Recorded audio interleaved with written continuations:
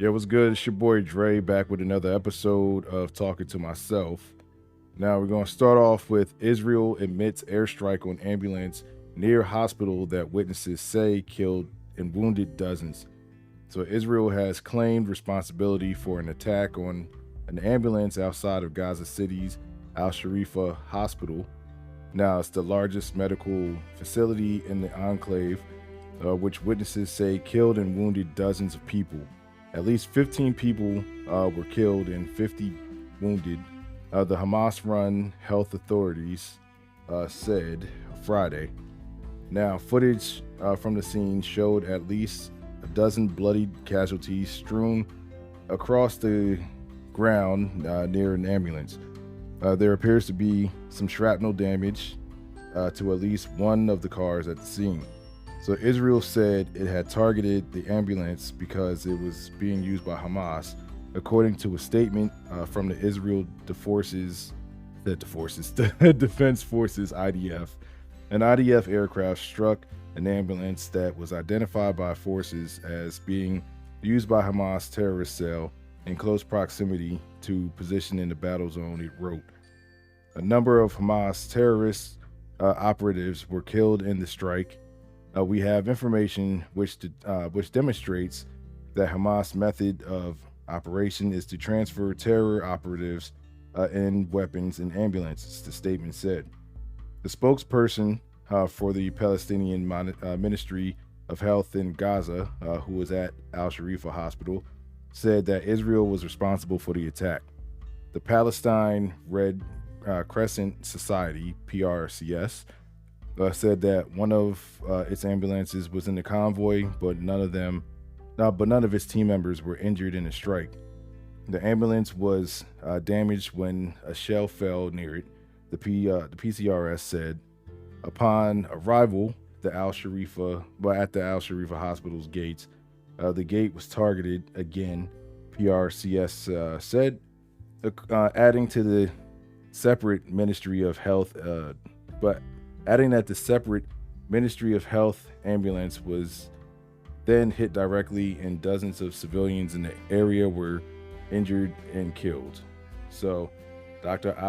Ashraf Al Qaidra, I'm sorry if I pronounced his name wrong, said the authorities said the organized medical convoy from the hospital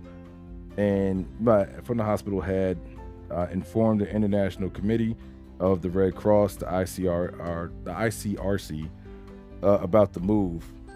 Now, he said the convoy was traveling to the Rafah crossing.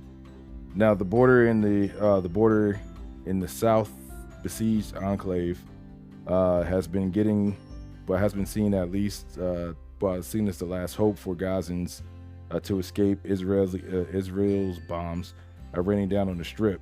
So, yeah, man, this is another, I guess, like string of casualties that's going on in this war between Israel and Palestine for like the longest. Now, as far as I can remember, this war has been going. I'm 43 years old, so I'm pretty sure this war has been going on for as long as I've been alive. Now, I can always remember being in like middle school and watching the news with my mom or my grandmom late at night, and just seeing when they're reporting over in Israel. You're young and you don't really know what's going on, and Israel is being painted as the victims or whatever, and you see cats throwing rocks at tanks and stuff like that, and it's just like, like why would they do that? And then as you grow up older, then you realize like why the Palestinians have been fighting Israel for so long. It's just like, you just at some point you get tired of being oppressed, and America keeps financially backing Israel just because they want to be able to have eyes on the Middle East. So it makes sense that, I guess, like, you will back the winning side and pretty much like give them weapons, give them money, and just so you can keep eyes on like Iran, Saudi Arabia, and any other country that you think is a threat over in the Middle East. So that's why America really keeps backing them. Because if it was truly like a human rights issue, then pretty much like Palestine would be able to, get their independence and have Israel back the fuck up. But we all see what this is. It's like finally people are starting to wake up and they're finally starting to see, damn, Palestine is really getting shitted on right now. And I'm just like, yeah, I've been seeing this shit. Like motherfuckers are screaming like peace in the Middle East, like back in like 90 something, when I was like a youngin'. So I'm glad to see, finally people have waken up and seen like the bullshit that's going on over in the Gaza Strip in Israel. But it's just a shame because like so many people had to die, before people actually seen like what was going on over there. So, I don't think there will be any type of solution, anytime soon. But hopefully I know it's not going to be within my lifetime, but hopefully eventually Palestine will be able to get their freedom and everybody will just be able to, it's a long line of beef. So many deaths that's been over there. So I don't think like this shit will ever cease, but I just hope Palestine eventually gets their freedom and America just finally wakes up. But as taxpayers and voters, we have the power to let our politicians know that we're not okay with our tax money being funded, for the Israelis to pretty much like have a genocide on the Palestinians. Like it's wrong. And we all have to step up. We got to vote. We got to keep talking to our Congress people. We got to keep talking to our local politicians until they get the fucking message. You know what I'm saying? But yeah, that's pretty much it, man. Like it's a sad situation. And I pray one day that eventually, peace finally falls over that whole entire area.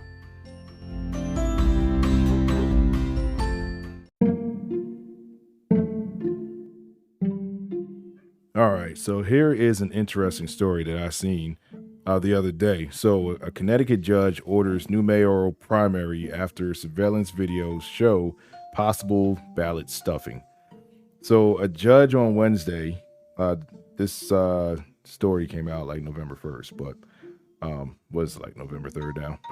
But a judge on Wednesday, so that's like last Wednesday, tossed out the results of a Democratic mayoral primary in Connecticut's largest city and ordered that a new one be held, citing surveillance videos showing people stuffing multiple absentee ballots in outdoor collection boxes.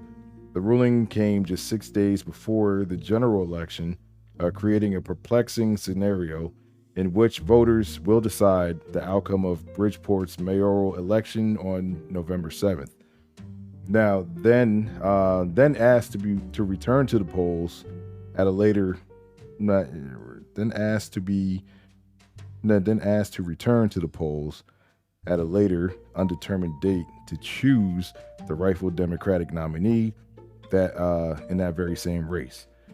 So, in his ruling Wednesday, Superior Court Judge William Clark addressed the incongruity, I believe that's the word, by saying he lacked the authority to postpone or cancel the general election. However, he said he had seen enough evidence of malfeasance to actually order a rerun of the September 12th primary, in which incumbent Mayor Joe Ganim, I believe that's his name, defeated challenger John Gomes by 250 votes out of 8,173 cast. So the volume of ballots so mishandled in such that it calls the results of the primary election into serious doubt and leaves the court unable to determine the legitimate results of the primary, Clark wrote in his ruling. The judge cited statistics showing that abnormally large numbers of absentee ballots were cast in certain voting districts and video evidence showing multiple people shoving stacks of ballots into drop boxes in violation of state law. So the videos are shocking to the court and should be shocking to all the parties, Clark wrote. So the judge gave the lawyers in the case 10 days to confer which city and state election officials on possible date for the new primary. It's unclear whether city officials will appeal his decision in the meantime. So despite the judge's decision, the general election will take place as planned on Tuesday. Now, Ganim will appear as the Democratic nominee. Gomes is on the ballot, too, as an independent candidate. Lamont Daniels and Republican David Hurst are also running for mayor as well. So, yeah, this brings up, I guess, like the Republicans pretty much like, what they were saying, I guess, with the presidential election, that they were saying that people were stuffing ballots and still Democrats were like, still in elections. Joe Biden stole the election and all that. This actually gives, some ground, some traction to that theory. Now you gotta look at the, was this an isolated incident that happened, just in Connecticut? Is this happening all over the country, like in different cities, different towns? But damn, my man, who's the mayor again? Ganim. Ganim is he really out here trying to get reelected as the mayor. He playing dirty. It's a dirty game. Politics is a dirty game, man. But yeah, I guess we're gonna see who's gonna win. I guess like the election on the 7th, and then they're gonna have, I guess, like another election at an unnamed, I guess like at a later named date. So that will, I guess, the election on the later named date will actually be the one to determine, I guess, the mayor of that city over in Connecticut.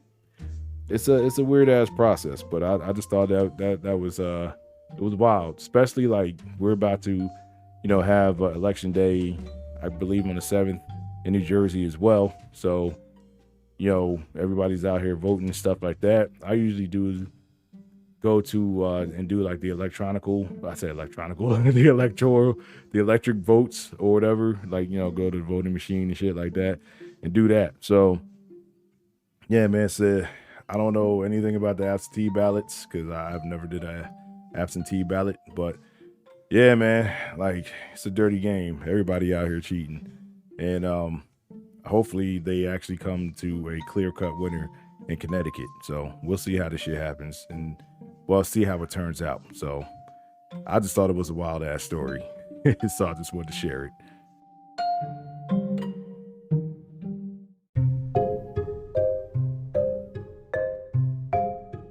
All right, so Onlyfans has kind of been in the news and talked about on social media a little bit within the past month or so. So there was a cop that was recognized as an Onlyfans model by a subscriber she pulled over.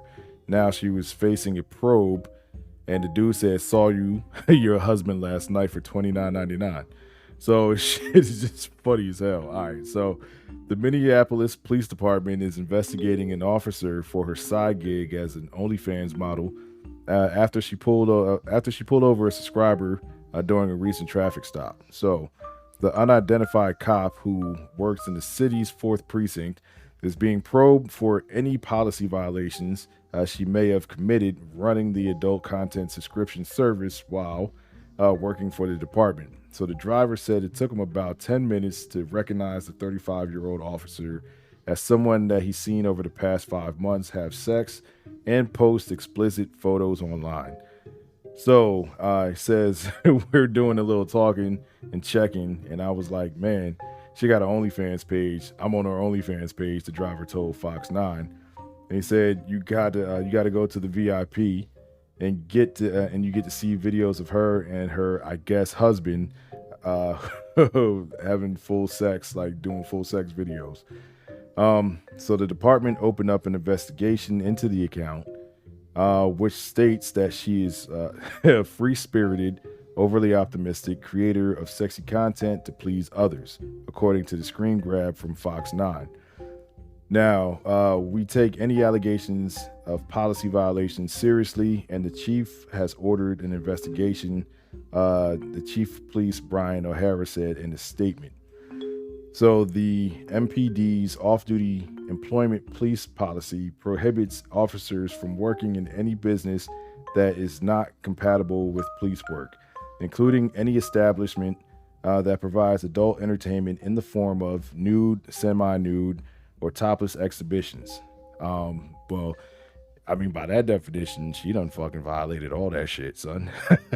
She out here showing the titties, the pussy. She out here getting fucked on camera by, I guess, her husband or whatever. But yeah, man. So it says if all we're talking about is nude pictures behind a paywall, the mayor has no issue. However, the chief will determine if there are any policy violations. A spokesman for Minneapolis Mayor Jacob Frey said. So the driver had a problem with the officer's authority after realizing who she was. So I guess like he was just like, yo, I saw you butt naked. Like, you know what I'm saying? I see you on camera getting smashed out. You know what I'm saying? Get your back blown out. So you can't arrest me. And in quotes, you can't arrest me no more. I've seen all your private parts. He told Fox News. Yo, this is fucking hilarious, dog. So he said, I wouldn't want her to be arresting me. I just saw you, like the quote I used earlier. I wouldn't want her arresting me. And I saw you and your husband last night for $29.99 have sex on OnlyFans. I just can't respect you or the precinct that you're working at. So I guess he just thinks that just because he's seen her butt ass naked, you know what I'm saying, getting smashed out, probably raw, since that's her husband. But yeah, I guess he was like, yo, I can't, you can't arrest me. I didn't see you butt ass naked. But I'm like, my man, that shit still don't make no fucking sense. Like, she still got the badge. She can still arrest your ass if it warrants for you to be arrested. You know what I'm saying? If the situation warrants you to be arrested, you could be, I mean, you still gotta get arrested, whether or not you seen a chick butt naked.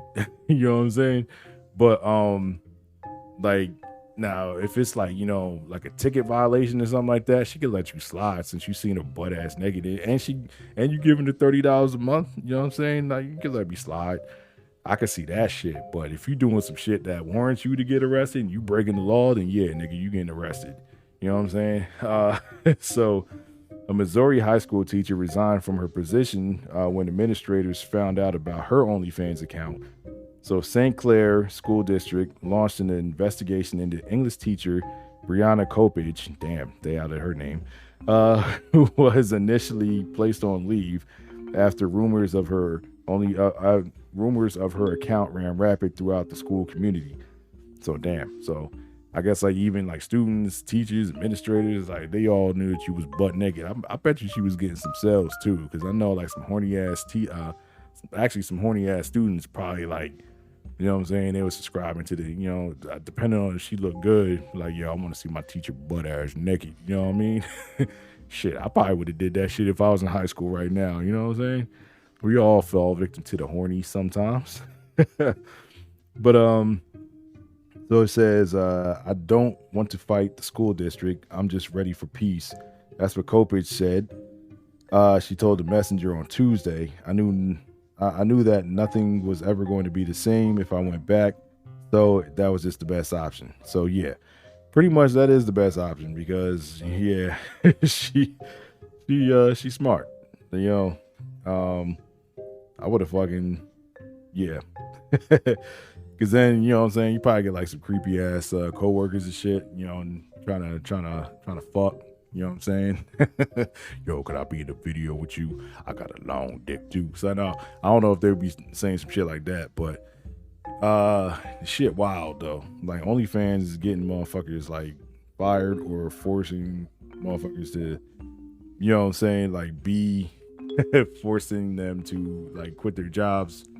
But you know, see, that's the thing, you gotta weigh the positives with the negatives about doing OnlyFans, because that's the thing. Like once people find out your page, like you can keep it on the low for like a little bit, but if your shit starts to blow, then I mean, if your shit starts to blow at that point, you know, you making money and all that, you might make a couple thousand, Or if your shit really blowing up, like on some Miss Be Nasty type shit, then yeah, you could walk away from your job and do that shit full time. But you can't sit here and just dibble and dabble and, you know, I guess go into the sex worker life and still like maintain like a regular life, especially if you ain't making no bread off of it. If you're not making no money, then it's not really worth it. Because you gotta think about it. There's like since 2020, there's been mad people. There's been an influx of like mad chicks.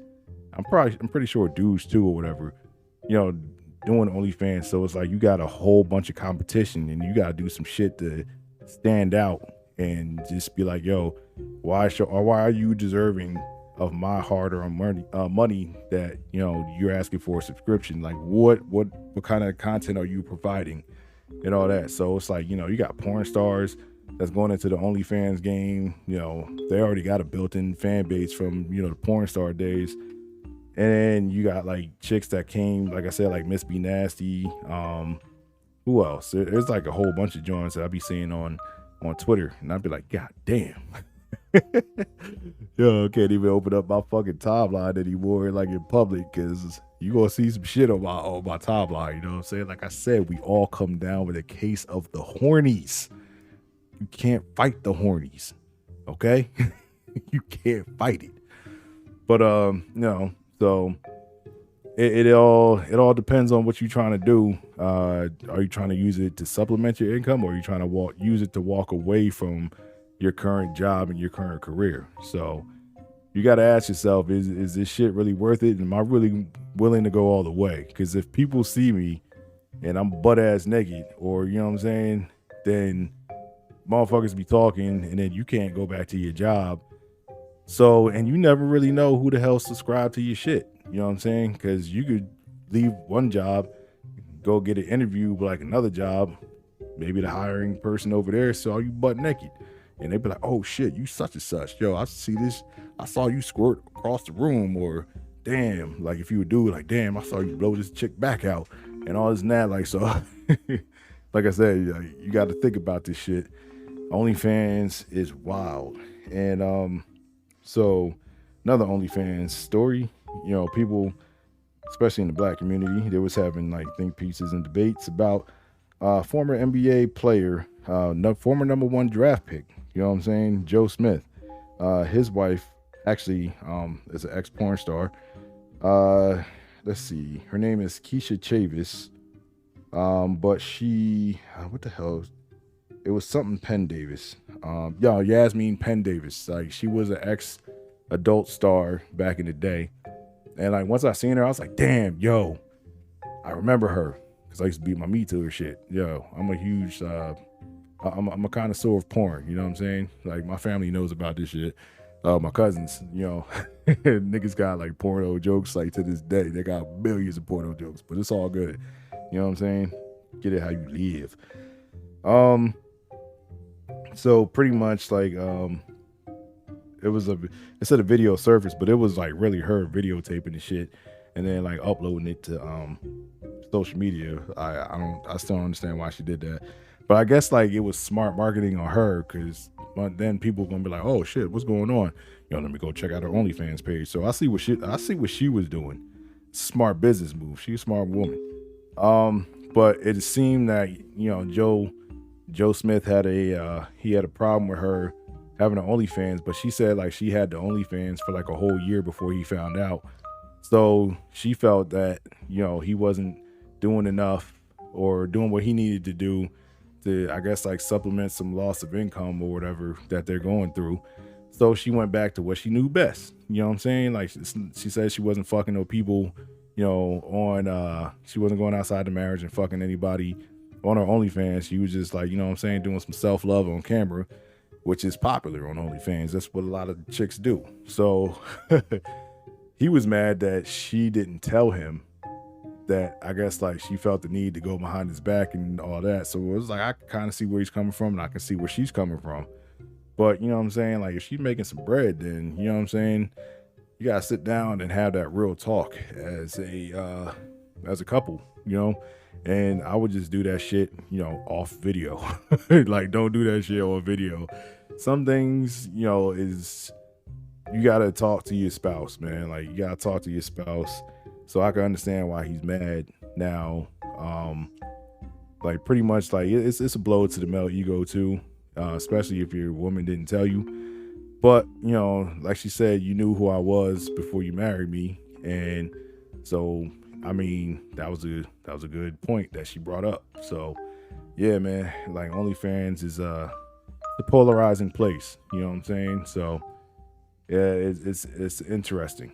Um, but yeah, those are some OnlyFans stories that I have found, and I just wanted to share them with y'all.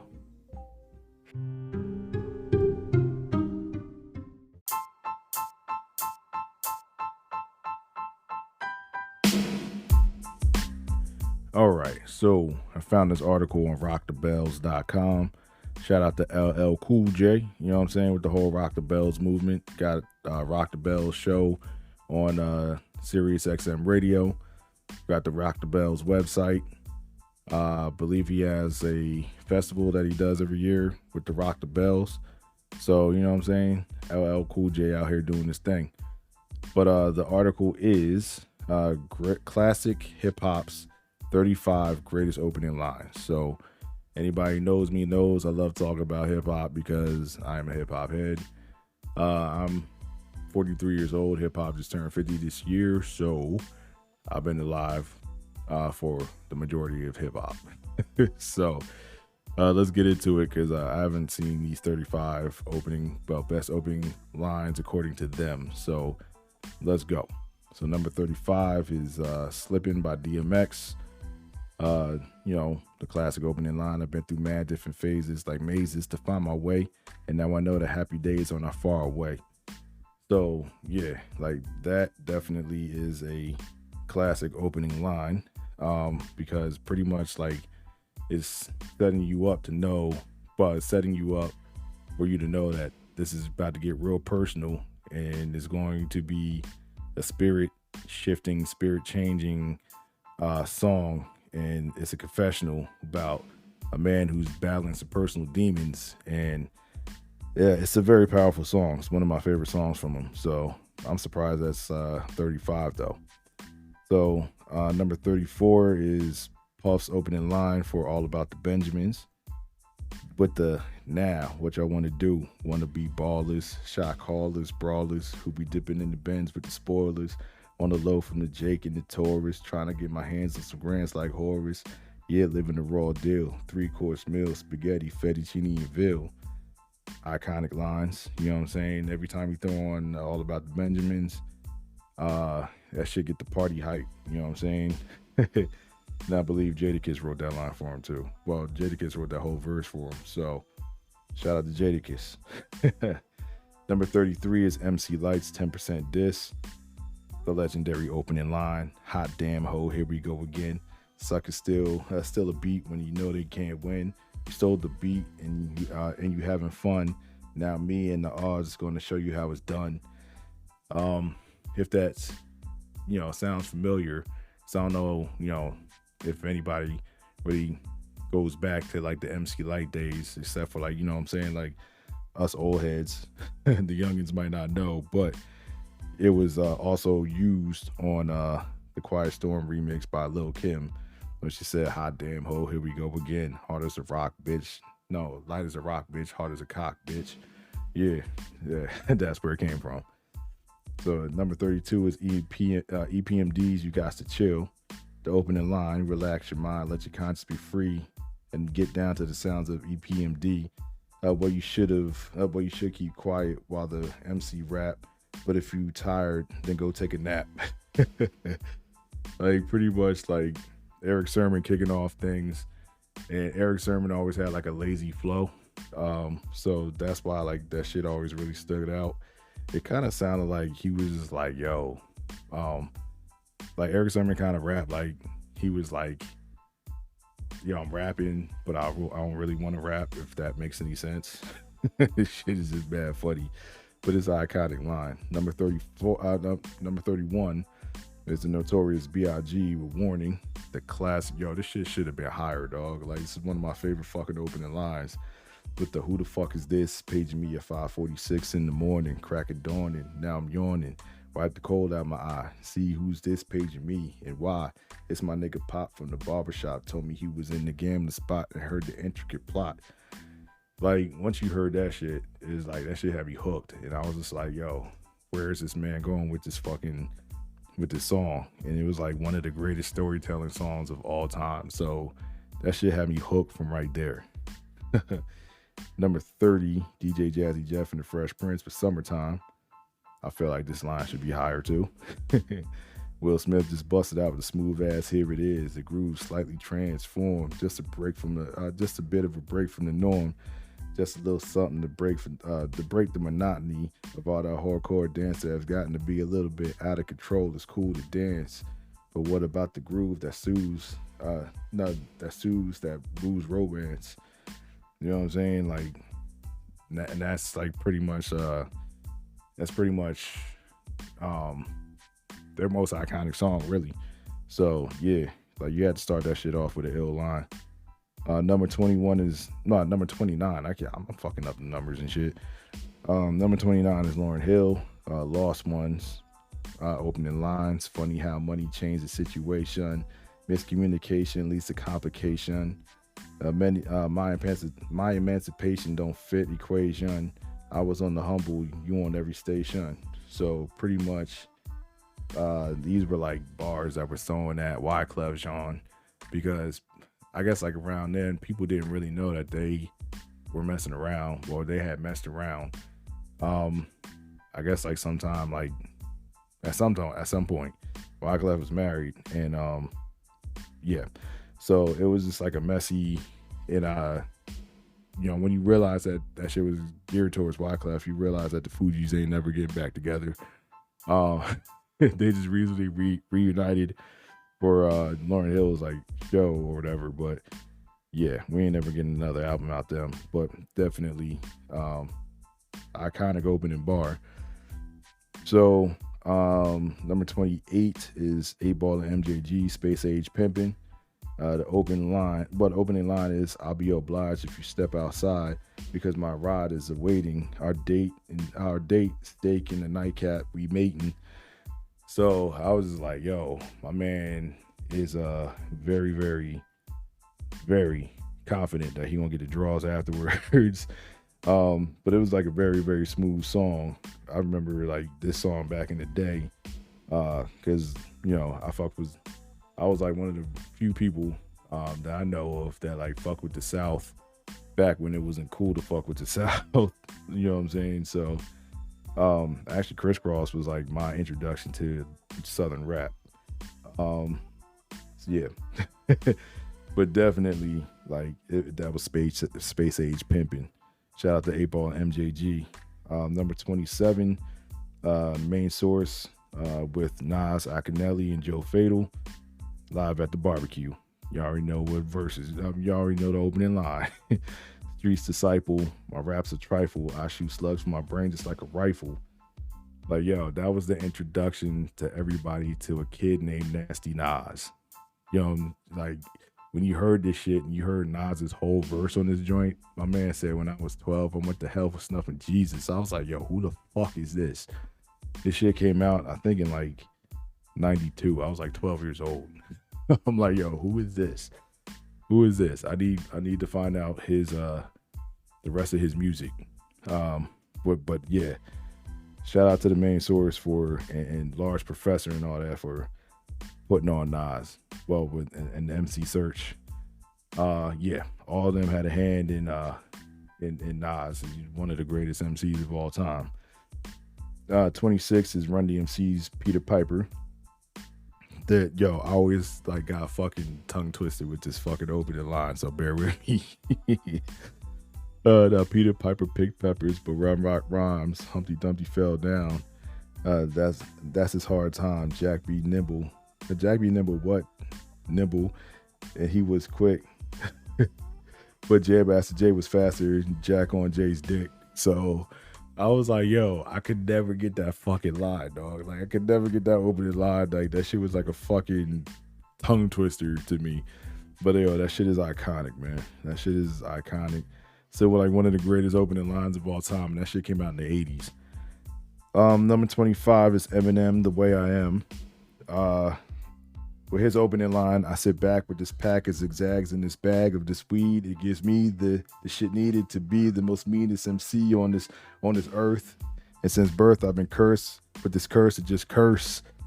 It's like, yo, you can feel like the aggression and the energy like coming from M in the booth. And you knew like, yo, he was on his lyrical shit right there. Like he was gonna give you some bars on this song. So I was like, yeah. The Way I Am is like one of my favorite songs from Eminem. Number 24 is LL Cool J, Rock the Bells. I think this shit should be higher too. With that fucking LL Cool J is hard as hell. Battle anybody, I don't care who you tell. I excel, they all fail. Gonna crack shells, double L, bust rock the bells. And that's where Rock the Bells was born. Like his whole brand, you know what I'm saying? Like that's where it was born. Hey yo, this was a 16-year-old out here. Like, you know what I'm saying? Like LL started, people don't realize, or they fail to forget. Like this man, like he started at like age like 14, you know what I'm saying? Like I think he was like 14, but like it was 16 when he dropped the Rock the Bells or whatever. So they forget how young this man has been a superstar. Like he's been a superstar for like mad fucking long. And like this was like one of his iconic lines, and like, you know what I'm saying? Like it just, LL's a legend, man. That's all I can say. Now number 23 is Ha from Juvenile. Yo, that's my shit. I remember I was down at St. Paul's College in like 1998, and Ha first came on, and I was like, yo, who the fuck is this dude? Yo, this nigga said Ha like after almost like every fucking bar, well, after every line. But the song was like so fucking dope, and like the beat is just like crazy by Manny Fresh. So I was like, yo, this shit is out of here. You know what I'm saying? But the opening line, if you don't know, that's you with that badass Benz, huh? That's you that can't keep your old lady because you keep fucking her friends, huh? You gotta go to court, huh? You gotta serve the support for the child support, huh? Well, you gotta serve the speed for child support, huh? Yo, that's my shit, dog. That's my shit. Like, yo, after that shit, like, yo, motherfuckers on campus and shit came back home to Jersey. Niggas start saying hi like after like every fucking sentence I had, like just to piss people off and get on their damn nerves. Like number 22 is Ice-T, 6 in the morning. The opening line, the legendary opening line. 6 in the morning, police at my door. Fresh Adidas squeaked across the bathroom floor. Now, whatchamacallit, Ice-T was on his storytelling shit on this iconic West Coast, actually not even a West Coast, like iconic hip hop song, 6 in the morning. Like, pretty much like he was like the second person really to take gangster rap to like, you know, where it was going. Schoolie D was like the first first gangster rap artist. Then like Ice-T was like the first gangster rap artist on like the West Coast. Then NWA just took that shit to a whole nother level. But yeah, salute to Ice-T, man. Number 21, A Tribe Called Quest with Leaders of the New School, Scenario. And my man Five Dog hit people off with that. Hey, yo, Bo knows this and Bo knows that, but Bo don't know jack because Bo can't rap. Yo, this was at the height of like the Bo knows like fucking campaign that Nike had. And Bo Jackson was a phenomenal athlete, and pretty much like Fife Dog was just like, yo, Bo don't know jack because Bo can't rap. I was like, yo, this shit is fucking fire, dog. But like, you know, Scenario was just like a fucking, like, this shit is packed with like just fucking all types of quotable lines and shit. Like Busta Rhymes, that was like his announcement that he was here, like with his verse. Number 20 is Keep Your Head Up by Tupac. Now the fucking iconic line. Well, yeah. Some say the blacker the berry, the sweeter the juice. I say the darker the flesh, then the deeper the roots.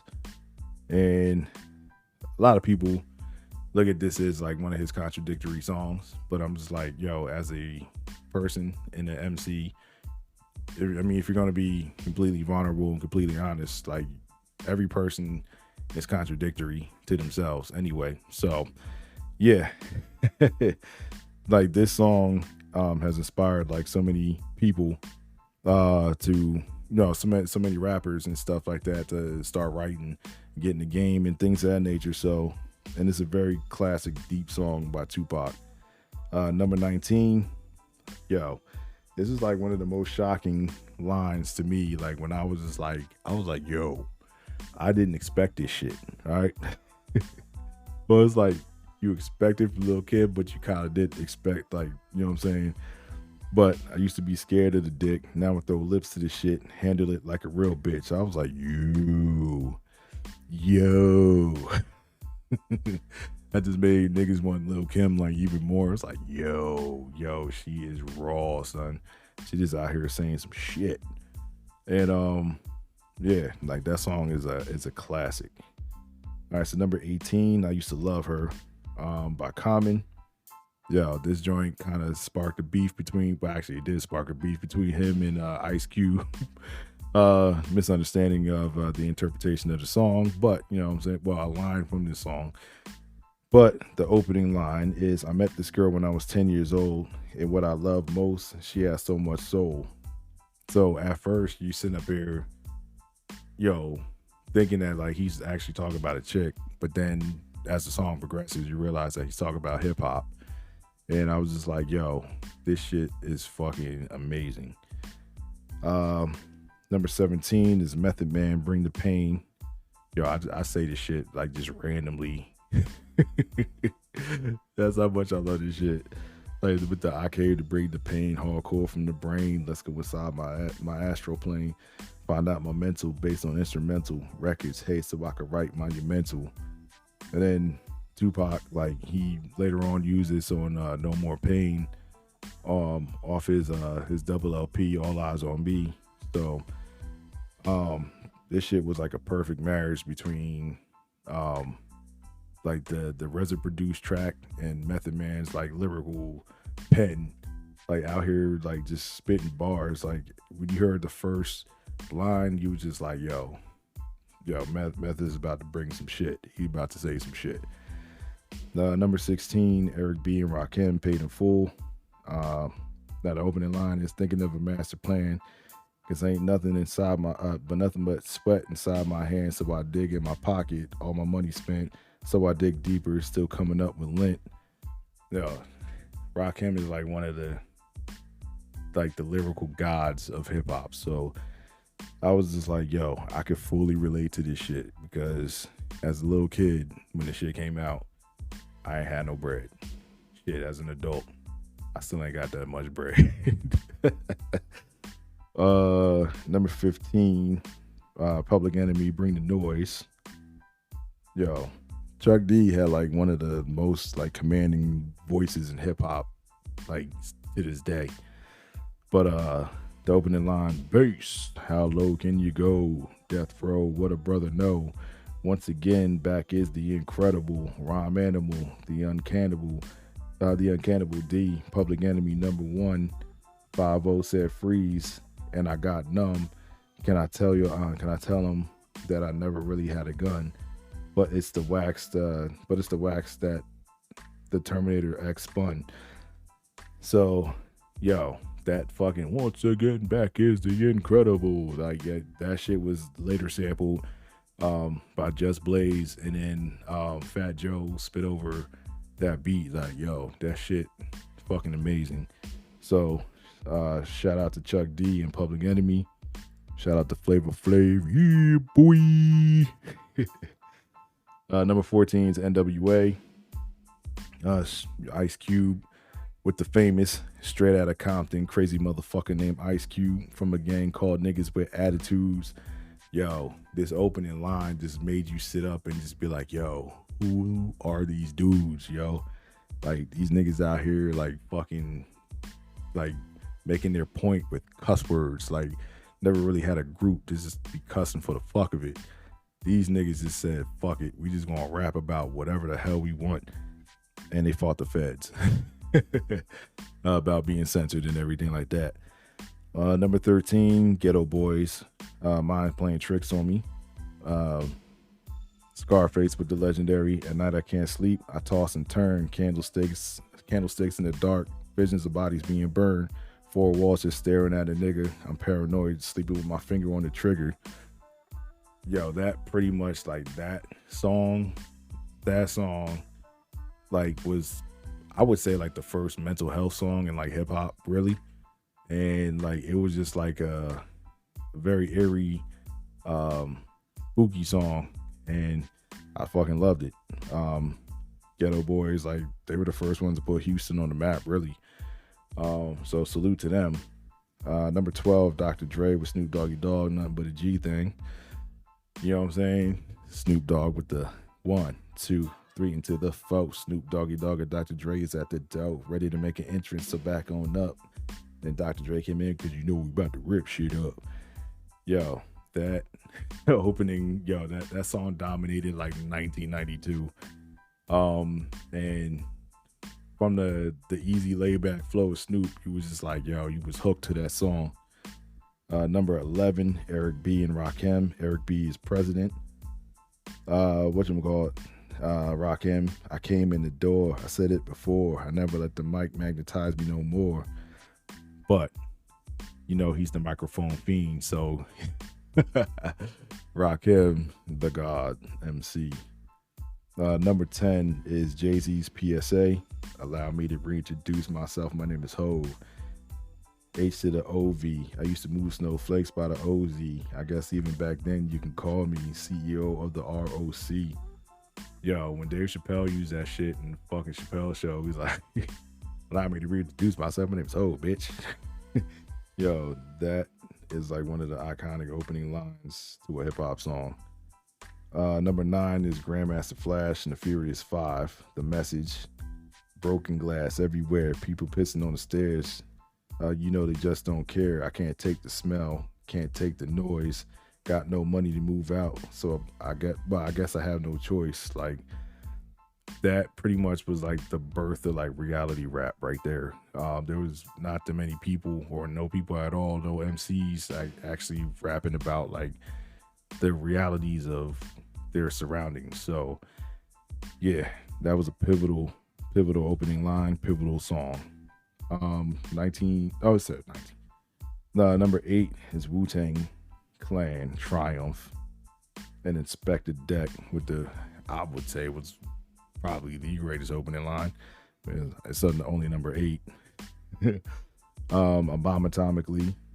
Socrates' philosophies and hypotheses can't define it while I be dropping these mockeries. Lyrically perform armed robberies, flee with the lottery. Possibly they spotted me. Yo, his whole fucking verse on that shit is just fucking amazing. Yeah, that's all I can say about that. Number 7, LL Cool J, Mama Said Knock You Out. With that fucking, yo, anytime someone do some shit, and like people be like, yo, they fell off a little bit, they'll be like, yo, don't call it a comeback. I've been here for years, rocking my peers, putting suckers in fear. Yo, when he spit that shit, like you knew it was about to be some shit, and he lyrically fucked Kool Moe Dee up. Number 6, Mobb Deep, Shook Ones Part 2. Prodigy, I Got You Stuck Off the Realness. We be the infamous, you heard of us, official Queensbridge murderers. I'll be completely honest with you. When he spit that shit, I was like, yo, who the fuck is this? Because I never heard of Mobb Deep until I heard that shit. And I was like, yo, who are these niggas? I need to find out who they are. Had to buy the album as soon as it came out. Let's see. Number 5, Rob Bass and DJ Easy Rock. It Takes Two. Opening line. I want to rock right now. I'm Rob Bass and I came to get down. I'm not internationally known, but I'm known to rock the microphone because I get stupid and I mean outrageous. Stay away from me if you're contagious. That song is legendary. Iconic. Gets the party started. Number 4 is the Sugar Hill Gang, Rapper's Delight, with the classic, I said a hip hop, hip it to the hip hop, you don't stop, rock to the bang bang boogie, to up jump the boogie to the rhythm of the boogie beat. It's not the most lyrical fucking line, but you know what I'm saying? It's iconic because it was like the first rap record. So, UGK featuring Outkast, excuse me, International Players Anthem with Andre 3 Stacks 3000. So I typed a text to a girl I used to see saying that I chose this cutie pie with whom I want to be, and I apologize if this message gets you down. Then I CC'd every girl that I CC'd around town.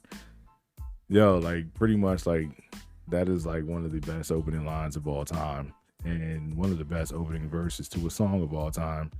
And the funny story was Pimp C, Bun B actually said Pimp C was mad that Andre 3000 was the only one who didn't rap on the drum patterns, like on the drums of the song, like the bass of the song. He was like, nah, yo, you can't be doing that shit. It was like, nah, that shit ill. Like, you gotta let him rock. So that's how that shit came to be. But it was just funny. Like, Pimp C, just hearing stories about Pimp C was mad funny because he was a funny ass dude. Number 2, Dougie Fresh and Slick Rick, Lottie Dottie. Lottie Dottie, we like to party. Don't cause trouble. We don't bother nobody. We're just some men that's on the mic. And when we rock up on the mic, we rock the mic right for all of y'all, keeping y'all in health. Just to see you smile and enjoy yourself. Yo, I ain't even gonna front. Like, for the longest, I thought this motherfucker was saying for all of y'all, keeping y'all in health. Yo, I was fucking up. But, and then number 1. Number 1 is the Notorious B.I.G. Juicy. And the opening line is, it was all a dream. I used to read Word Up magazine, Salt and Pepper and Heavy D up in the limousine. Like, I guess, yeah, like that is, when I heard that shit, like for the very first time, I was just like, yo, who is this? Like, once again, like, who is this dude? Like, I never heard of Biggie Smalls until then. I saw Juicy, like, on my video station, the station I be watching videos and shit. And I was like, yo, who is this fat nigga? Like, he's fly. I'm fat too. I'm trying to get like this dude. And it just was like the opening line to like one of the very best inspirational songs of all time in hip hop. You know what I'm saying? It made you want to change your life and get your shit together. Just be like, damn. But yeah, man, like I just found that shit interesting. I can't really disagree with a whole lot of this list. So I just thought I'd share it with y'all. And yeah, because within the past 3 years, like I haven't really had any, I haven't really heard any opening lines that could contend with this shit. So maybe add like to like a 50 greatest opening lines list or whatever, like expand the shit. But as far as that, yeah, this is a very good list. So yeah, that's all I want to share.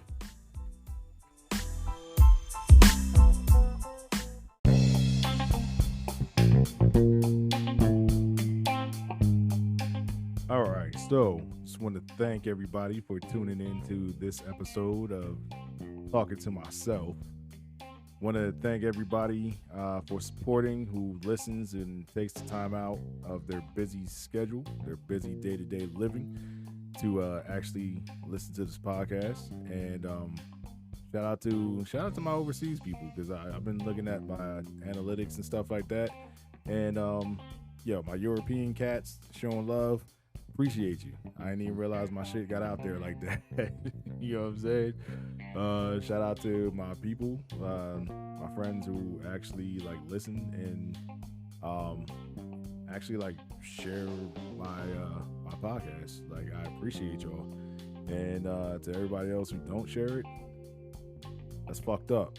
But anyway, yeah, man, like I just wanted to say thank you, like I do every single podcast that I do, because I appreciate everybody who takes the time out to listen to this. If there's anything that you want me to cover or talk about, just let me know in the messages and I'll cover that shit.